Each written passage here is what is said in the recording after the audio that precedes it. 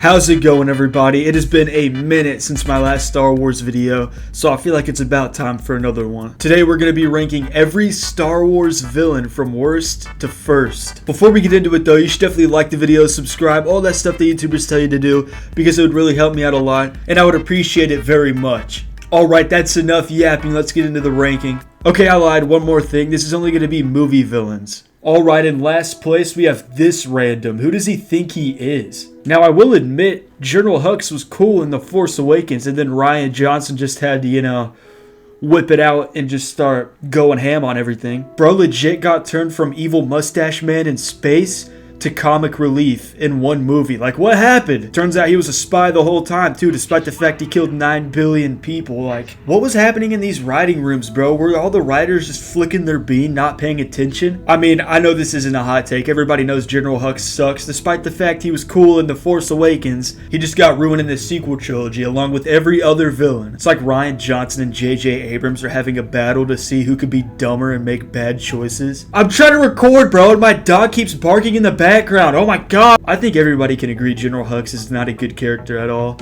He's worthy of the last spot. I'm not one that likes to hate on the sequel trilogy so much. I did just hate on it a lot, but I think that's not as bad compared to what other people do. I think they had some good ideas, just executed them absolutely horribly. Like with every single thing in the sequel trilogy, everybody's like, oh yeah, well it was good in The Force Awakens. But then people go out and hate on The Force Awakens. I'll defend The Force Awakens, I'm not gonna lie. I had a great time watching that movie. Hear me out, I'll even defend The Last Jedi a little bit, just because they had the balls to go out and do something crazy even though it sucked. But I can respect it at least. The Rise of Skywalker absolutely ruined everything, I hated that. And The Last Jedi kind of caused the Rise of Skywalker, but I don't think it's as bad as people say. It's still bad, don't get me wrong, but I like how they kind of tried something new, even if it didn't really work out. Don't get me wrong, I do not like The Last Jedi. I think The Last Jedi is a bad movie. I'm just saying I respect it for trying something ballsy. Speaking of The Last Jedi, we have one of the worst things to happen in The Last Jedi, Snoke. Killing Snoke, I mean. Why would you kill Snoke?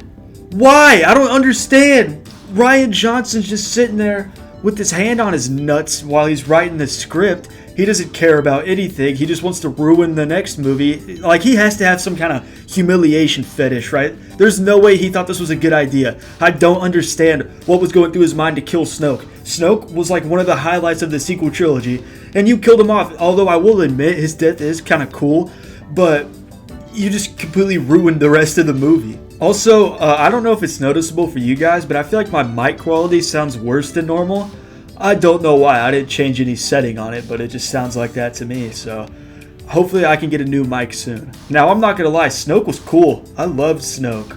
But his death brings him down all the way to the second to the last spot. Another example of the sequel trilogy having a great character, great idea, and just completely ruining it in the next movies. Alright, at number 10, we have the man himself, Jango Fett. I got no complaints. He's just not as good as the other villains coming up. I say this in a lot of my ranking videos, but if I put Jango Fett higher on the list, that means bringing down another character on the list, and I just can't do that. Jango Fett's death scene is one of the coolest in the entire Star Wars franchise, and I loved his fight with Obi-Wan, but my big complaint with Jango Fett is that we didn't get enough of him. He's just here based off of his aura. So Jango Fett, he's cool, but again, like I just said, if I put him higher, I have to put another villain lower, and I just don't want to do that, I'm sorry. Alright, at number 9, we have Mr. Cheekbones. Now I have a confession. I forget Tarkin exists, but here's the thing, he's so iconic that if I put him any lower, there'd be people outside my house with pitchforks and torches. And he does have the biggest death toll in the original trilogy with destroying Alderaan and all that. But at the end of the day, he's just like a commander guy. I can't put him that high compared to some of the other villains. He's still great, don't get me wrong. He's iconic, he's legendary, but I don't think he's as good as some of the upcoming villains. I know a lot of people are going to disagree with me, and that's great. I like that. I think it's important for everybody to get their opinions out there. But I'm saying all this just to justify my next placement because people are going to freak out why Tarkin's lower than the next person on the list, but at the end of the day, it's just a ranking. It's just my opinion. So if you guys want to get your opinions out there, put it in the comments. I'd love to see it. But at number 8, we have Kylo Ren. Hear me out. Kylo Ren might have a top 3 lightsaber in the entire Star Wars universe. Come on now. Just like all the other villains in the sequel trilogy, he did get worse over time though. But his introduction is so sick. Whenever he stopped that blaster bolt, absolute peak cinema. I think he's tied with Finn for the best new character introduced in the sequel trilogy. I think if they kept Kylo Ren as this just mad, insane psychopath killer, that would have been so much better, but instead they made him like a wishy-washy crybaby. I hate that. But other than the fact that he was turned into a crybaby, I still think he's pretty cool, especially in the Rise of Skywalker. For like the first half of Rise of Skywalker, his character was done oddly well. That was by far the best thing to come out of Rise of Skywalker and one of the only good things. So he did get worse over time, but if they kept up how he was with The Force Awakens throughout the whole trilogy, he could be a top 3 villain. I'm not gonna lie, he had so much potential, but they fumbled so hard. Also, Adam Driver's an absolute GOAT.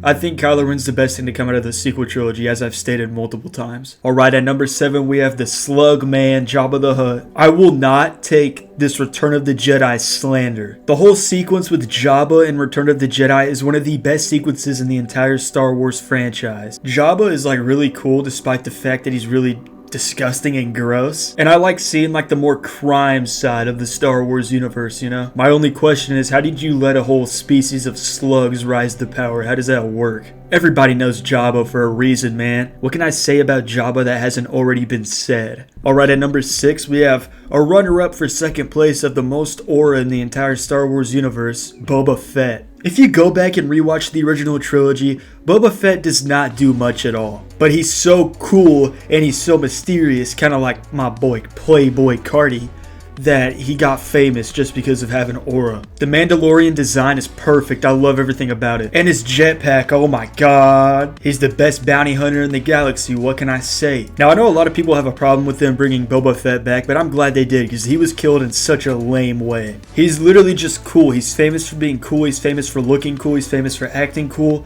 There's just something about him that everybody loves. I got no complaints with Boba Fett, except for his TV show, which, I mean, what TV show? What? I don't know what you're talking about.